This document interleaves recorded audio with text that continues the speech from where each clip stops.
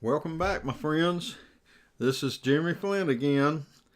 As I've told you before, my goal is to have the ultimate digital trading card collection, including baseball, a few football and basketball, and non sports cards as well.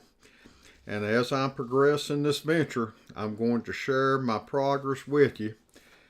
Today, I have a really nice set. It's the 1956 Topps baseball cards. The ones I'm going to show you are my favorite 45 from this collection. Many Hall of Famers, many superstars of the era. Great color, just a great card set. Let's get started. First off, got card number 5, Ted Williams, outfield Boston Red Sox, just one of the greatest players of all time. He made the comment in his career that he wanted, when people walked down the street and saw him, he wanted them to say that he was the best there ever was. And of course, Robert Redford picked up on that in the movie The Natural, and he used that same slogan. Next up, you got card number 10, Warren Spahn, probably one of the greatest pitchers of all time, certainly of my lifetime. The last I saw, he had 13 years of 20 plus wins, 350 wins. I think he had a few more than that when his career was ended. Card number 12, Andy Carey, third base, New York Yankees. I love the action shots that they have on these. Next, we got card number 14, Ken Boyer, third base of the St. Louis Cardinals. Of course, he took them to the World Series, and they won it. I think he had the big home run to win it all. Let's play 2, Mr. Ernie Banks, Mr. Cub himself. Card number 15, 1956 Topps. Next, we got Al Kaline, of course, of the outfield of the Detroit Tigers. Card number 20, Dick Groat, shortstop of the Pittsburgh Pirates. Of course, they had that big World Series win in 1960, and I think he was the most valuable player of the National League that year. So that said a lot about his season, and he was just a great player for a long career. The great Ted Kluszewski, Mr. Home Run Hitter himself, Mr. Muscles himself, just a great player. First base, Cincinnati Reds. Of course, he played with the Chicago White Sox later. Of course, Jackie Robinson, just a tremendous all-around player, and here you see him still in home in the action part of this picture. Of course, he broke the color barrier in 1947. It changed the world, and he was the right man to do it. Mr. Hank Aaron, of course, the man who broke Babe Ruth's record, just a tremendous all-around player for so many years. Card number 31, Roberto Clemente, outfield, Pittsburgh Pirates, great fielder, great hitter, home run hitter. He could do it all. Card number 33, Bob Turley, pitcher, New York Yankees. He carried them to 2 or 3 World Series on the pitching and his great play. Card number 40, the great Bill Moose Skowron, first base, New York Yankees. I think he was an all-star or something like 8 or 9 times in his career. Just a strong player, hit many home runs in the World Series. I think he won a couple of key games in World Series through his home runs. Just a great all-around player. Probably the man that had one of the hardest fastballs ever in the history of Major League Baseball, Sandy Koufax, card number 79. He and Don Drysdale, just what a duo for the Brooklyn Dodgers. Just a great player. Gus Triandos, And here we go again. They say he played first base for the Baltimore Orioles. He was a catcher, folks. He was a catcher. Card number 80. The great Roy Campanella sliding into home, and yes, he was safe. Roy Campanella, 3 MVP awards. Of course, you know he had that car wreck and injury that ended his career.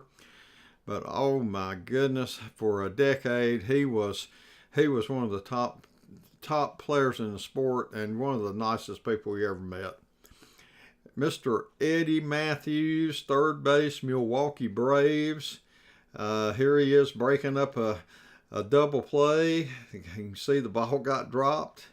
Eddie Matthews, 500 home runs. Of course, he and Hank Aaron back to back for the Braves. Just amazing great couple there that could just do it all.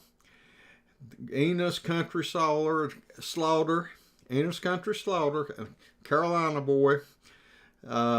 Here he is diving back into first base. Just a great player through the 40s and the 50s. And of course, here you got Yogi Berra, card number 110. Great catcher in the 50s. He went to the outfield. He played for 20 years. He coached for another 10 years and coached for another 10 or 15 years. I think he was in baseball for 40 plus years. Just a great player.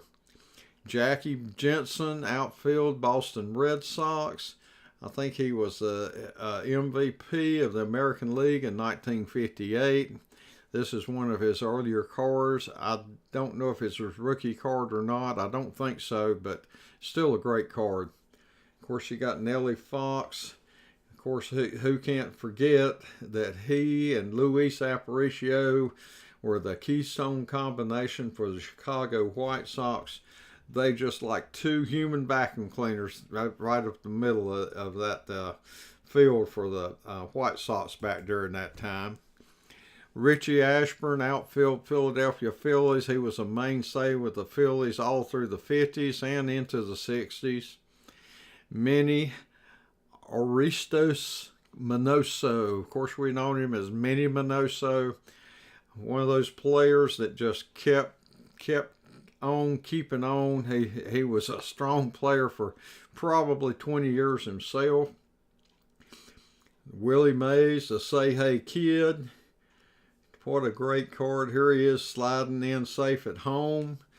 One of the premier players in the history of the sport.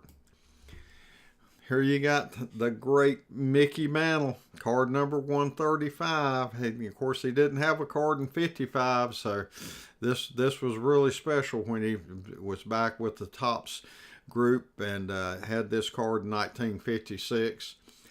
Gil Hodges, first base, Brooklyn Dodgers, card number 145. Just a premier player and later a great manager. I think he managed the Mets to the 1969 World Series. Duke Snider, oh, what a player he was. Home run hitter, just the anchor for the Brooklyn Dodgers all during the 50s when the Yankees and the Dodgers played all those World Series. The great Harvey King, shortstop, Detroit Tigers, just a great journeyman player, card number 55. The man who could hit a ball a country mile, Harmon Killebrew, infield, Washington Nationals. I think he played first base after a while.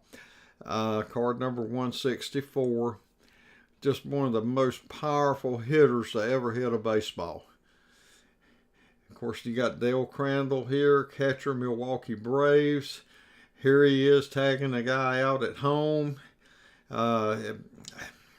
Just the backstop for the Braves for I don't know how many years. Just a great player. Here you got Hank Bauer, outfield, New York Yankees. He was a mainstay with the Yankees all during the 50s, card number 177. Of course, you got Robin Roberts, action pitcher here, winding up, throwing a pitch, card number 180.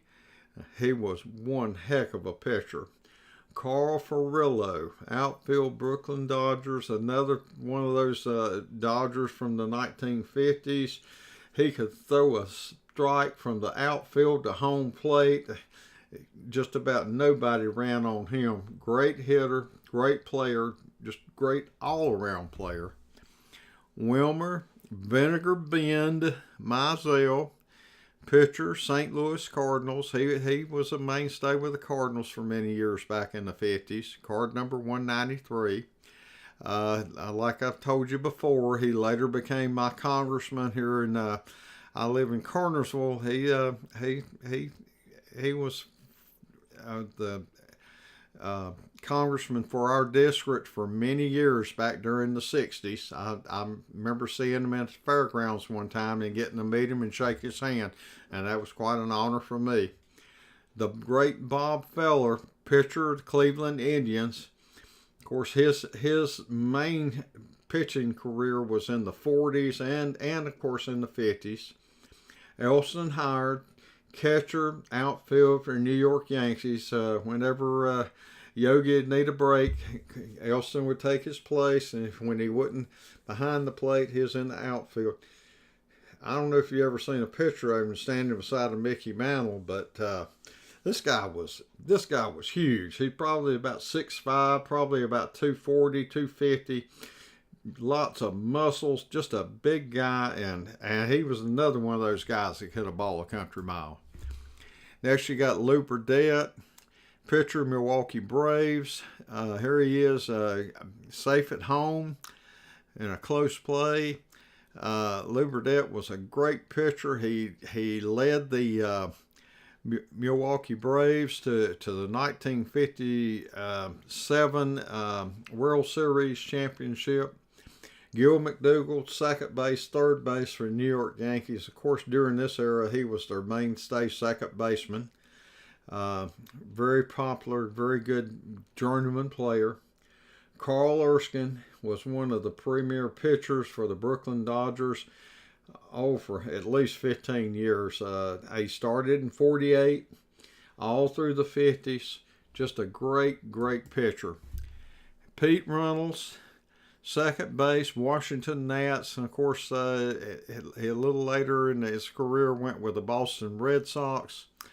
He was probably what I would consider the Wade Boggs of this era. Great hitter, won a couple of batting titles, American League batting titles. Just a great, great player. And of course, Whitey Ford, they say Whitey didn't pitch in a rotation.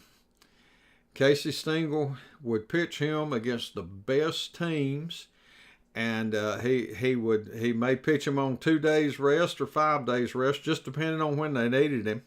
He didn't have a lot of 20-game seasons because of the fact that Casey Stengel pitched him against the toughest competitors, and Whitey carried him to many a World Series because of his great pitching. Of course, next you got Sherm Lawler, catcher of the Chicago White Sox, the mainstay. They went to the World Series in '59. Sherm Lawler was probably one of the greatest catchers to be behind the plate ever. Got a team card here of the New York Yankees. This is card number 251. They started making team cards, I think, in 55 or 56, and showing the whole team and who everybody was. They had them listed down below, and just look at all the stars: Whitey Ford, Mickey Mantle, Moose Skowron, Yogi Berra, Gil McDougall, Don Larson, Hank Bauer, Elston Howard. Just the list goes on and on. Of course, the great Pee Wee Reese, shortstop, Brooklyn Dodgers, just a great, great player. And I also remember him and Dizzy Dean calling the baseball games in the 1950s on Saturday afternoons on TV. Him and Diz, they were two great commentators that they really helped the sport by the way they talked about it and made the games interesting on TV. Of course, next you got Bobby Shantz, pitcher of the Kansas City Athletics. Of course, prior to this, he was a pitcher for the Yankees. He was a real good pitcher. He carried the Yankees to a couple of World Series through his pitching, along with Bob Turley, Whitey Ford, and others. Next, you got Luis Aparicio, card number 292, one of the premier shortstops and all-stars for many, many years in the 50s and the 60s. Frank Malzone, third base, Boston Red Sox, all-star, I know, in 1958. Just a great player for the Red Sox. Joe Adcock, I remember him once hitting 4 home runs in one game. First base, Milwaukee Braves, card number 320. Now, he was one heck of a player, and you add him to Hank Aaron, Eddie Matthews, and Dale Crandall. Oh, man, can you imagine facing that lineup? The last card here you got is Don Larson, pitcher for the New York Yankees. Of course, everybody knows and remembers, if you're as old as I am, him pitching the perfect game in the World Series. Nobody got a hit, nobody walked, nobody got on base. A perfect game in the World Series is his main claim to fame, but all in all, he was just a great all-around pitcher. Next, we got the checklist, and checklists, you know, what's important about them? Well, the thing is, if you'll look at the one on the right here, checklist number 2, and you see all those marks where people, you know, they were checking to see the cards that they got when they collected. And this guy right here, he or gal, they had a lot of cards. These are the fronts. There were 2 cards, but they had a front and a back. And of course, these are the backs of those 2 cards, and they're not exactly in. I mean, the numbers are in order, but it's kind of oddball the way they lined them up. But these cards are not cheap. I looked on eBay. These cards go for like a PSA 6 or 7 will go for $100 a piece or more. So to get a card that's not marked up or something, you got to spend some money to get them if you want to get one that's graded.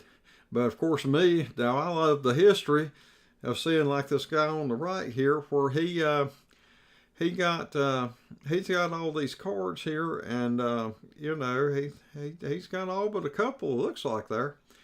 Anyway, well, folks, that's it for the 1956 Topps. If you like this video, hit the like button, share it with your friends. Join my page if you want to. Go down there and subscribe. And if you, I'm going to try to have a video every couple of weeks. So if you want to join me and see what I do next, hit that little bell down there, and they'll notify you that I put another one on. I'm going to try to do all the classic era, which is the 40s, 50s, 60s, 70s up to 1985 in baseball, and I'm going to try to do several non-sports on movies and TV shows and special issues. So if you would, join me. Okay, folks, that's it for today. I hope you liked it, and I hope you'll join me next time. Talk to you later. Bye.